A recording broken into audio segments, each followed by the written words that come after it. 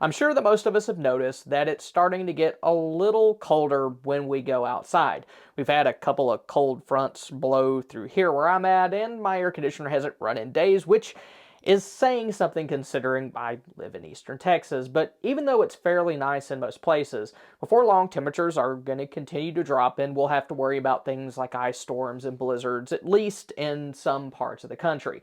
Then there's other things going on with the economy and trade disputes that could make life harder in the next couple of months. So today, we're going to go over things that every prepper should do before December 1st, 2025. And this is going to be a mix of things that you should buy and also other action steps that we can all take to be more prepared for what could be coming our way. First up, we should all make sure that our winter clothing and bedding is ready to go. So go through your stuff and make sure that you know where it is and run it through the laundry, because things like blankets, coats, hats, jackets, and gloves tend to sit at the bottom of drawers or on shelves for several months on end and can get musty or dusty, and it's just an easy thing that you can just go ahead and take care of now. If you have kids, make sure that they haven't outgrown their cold weather gear. Thankfully, my son is pretty tiny, and most of what he has was a little big on him last year, so it's almost fitting him now. Also, take a look at boots, socks, and outerwear to make sure that all of those are in good shape, and replace anything that's starting to get worn. And now's a really good time to do all that. Most stores have their new stock in, but once they sell out, they may not get more. I've noticed that with jackets. I saw something I liked, waited too long, and then didn't see it again for the rest of the season. So if you're wanting to pick something up, go ahead and do that before everybody else does. Then another thing to think about when it comes to clothing is all of this tariff mess. The vast majority of our clothing in the United States is imported. That includes everything from fancy designer mess all the way to cheap socks and underwear. And since the tariff stuff is so unstable, prices could easily go up over the next couple months. So go ahead and get what you need now. After that, think about ways to protect your home from cold weather. Probably the biggest vulnerability for most homes is frozen pipes, with those in attics, crawl spaces, along exterior walls, or exposed outdoor faucets being the most at risk. For pipes that you can access easily, now is a really good time to insulate those if they're not already. Stores should be getting pipe insulation in soon, and doing that sort of work before it gets really cold and miserable is definitely preferable. Then for faucets that connect to pipes that may not be easy to access, you can use things like faucet covers or freeze misers. Even though the little foam covers may not be enough if temperatures drop really low and stay that way for a while, they're a lot better than nothing. Then freeze misers automatically start dripping water when temperatures drop below 37 degrees. The only issue with those is that if your spigots are wearing out, they won't work since water will just shoot out from the handle.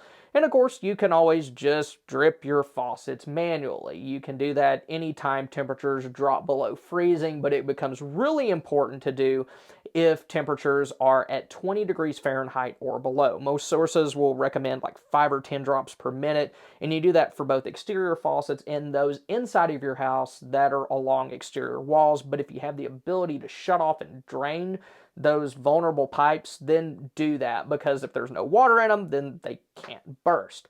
Also, be sure to have a water shutoff tool and keep your water shutoff valve clear of debris and easy to get to. Then go ahead and check for any areas of your home where cold air can get in. Maybe it's a leaky door or window. Weather stripping isn't that expensive, and you can install it in just a couple of minutes. But one thing we should be thinking about all year is our online security. Even though things like our name and address may seem mundane to us, they can be extremely valuable to the wrong people. Data brokers collect our information and will sell it to anybody with a credit card. They could be identity thieves, scammers, or your creepy ex from college. I've been trusting DeleteMe to help protect my information for around 2 years now, and I'd like to thank them for sponsoring us today. DeleteMe is a hands-free subscription service that'll reach out to hundreds of different data broker and people search sites and request to have your information removed. And what's nice about them is that they have a ton of experience doing all this. They've been at it for over 15 years and were even named as the #1 data removal site by Wirecutter. Delete Me is used by various public figures, including judges, podcast hosts, and content creators like myself, to help keep their information private and out of the wrong hands. Doing what I do here on YouTube, I feel a lot better having a service like this. Delete Me's help remove my information from websites that I didn't even know existed, and they also help make sure that it doesn't show back up later on. I think that they're an excellent service to use, and if you want to check them out, then go to joindeleteme.com/PREPPERTV and use the code PREPPERTV at checkout to get 20% off of your order. But one really important thing to do before winter is to make sure that you have adequate heat. Start by going over your home's heating system. Like if you haven't had it serviced in a while, now may be a good time to do that. And also go ahead and change out your filters. If you have a fireplace, have it inspected so that they can deal with any creosote buildup or other debris that may be in your chimney. Then you also want to have one or more backup heat sources. My favorites are buddy heaters. I've been using those since I was a kid on different hunting and camping trips, and they work well for emergencies too. They put out a ton of heat and are fairly safe if you're careful. Don't put anything flammable near them, have plenty of ventilation, stuff like that.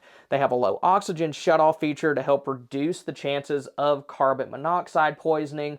But even with that, I always try to have a carbon monoxide detector nearby any time that I'm using one of those indoors. But between that and good ventilation, you really shouldn't have any issues.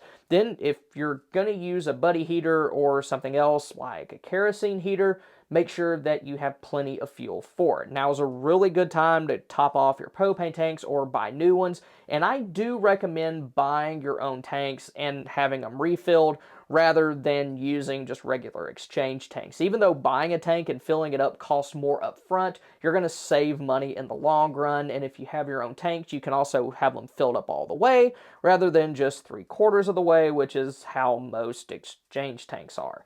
Then when buying propane, try to get it in full-size cylinders whenever possible. Like when you buy those little 1-pound bottles, you're paying a lot more for the little tank than the actual fuel inside. I did the math last year and it came to around 75 cents for fuel and over $4.50 just for the stinking little disposable bottle.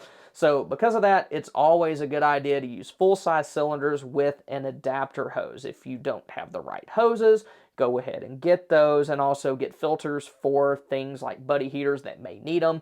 Oil from inside of different hoses can get inside the heater and clog them up, and the filters help deal with that.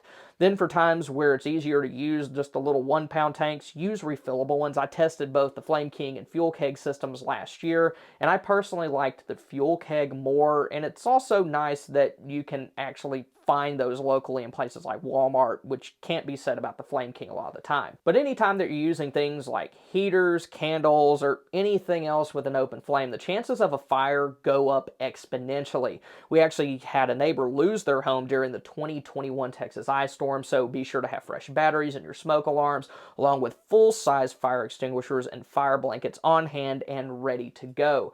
Then if you're using your fireplace, you can also get fire suppressant specifically designed for your chimney. And of course, all of that is in addition to being smart about how you use your equipment and exercising good fire safety. After that, another good thing to do before December 1st is test out any backup power sources that you're going to be using. If you're relying on a gas generator, have plenty of fuel on hand, and also go ahead and start it up now so that you can take care of any issues that come up, like electric start batteries can go out, spark plugs may need to be replaced, or your carburetor could be all clogged up.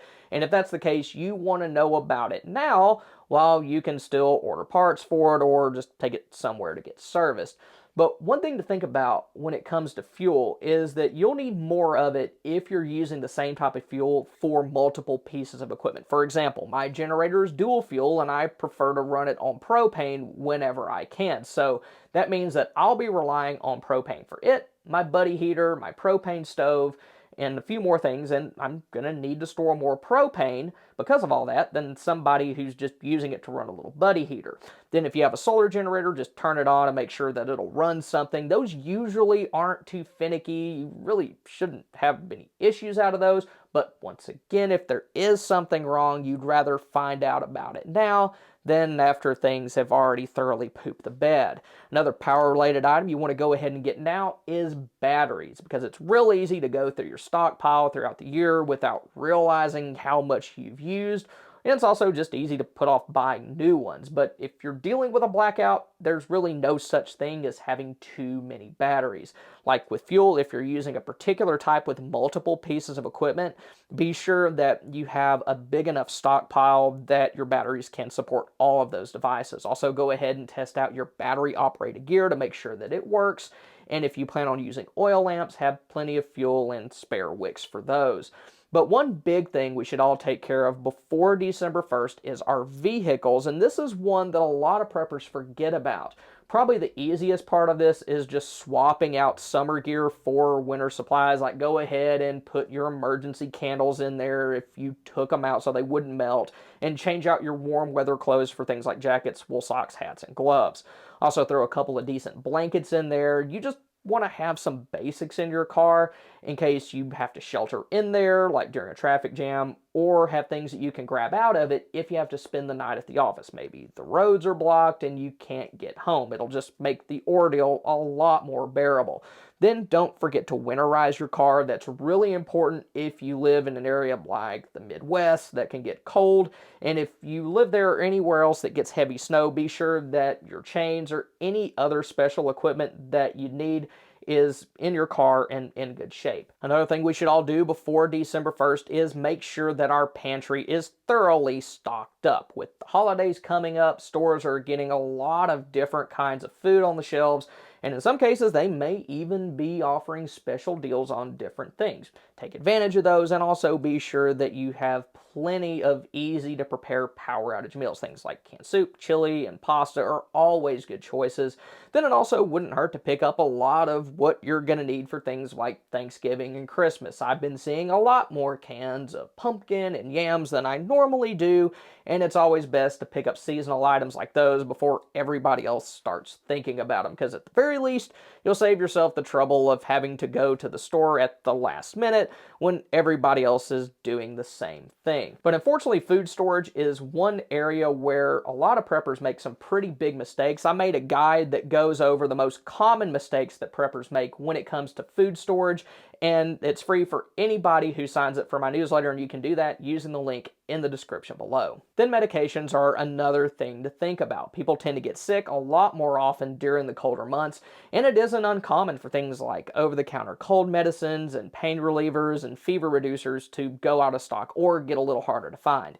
I mentioned this before, but a lot of the decongestants that you find out in the aisles aren't really that effective. The exception to that is guaifenesin, which is used to treat chest congestion, but for sinus stuff, Sudafed or generic pseudoephedrine is the way to go in most cases. Just don't take it if it makes you start to feel dizzy or if you have other weird side effects. If you take prescriptions, really keep an eye on those, get them refilled as soon as you can, and keep an eye on the weather. If the snowstorm of the century is on its way and you're right on the bubble of needing a refill, see if you can work something out with your doctor so that you can go ahead and get that taken care of.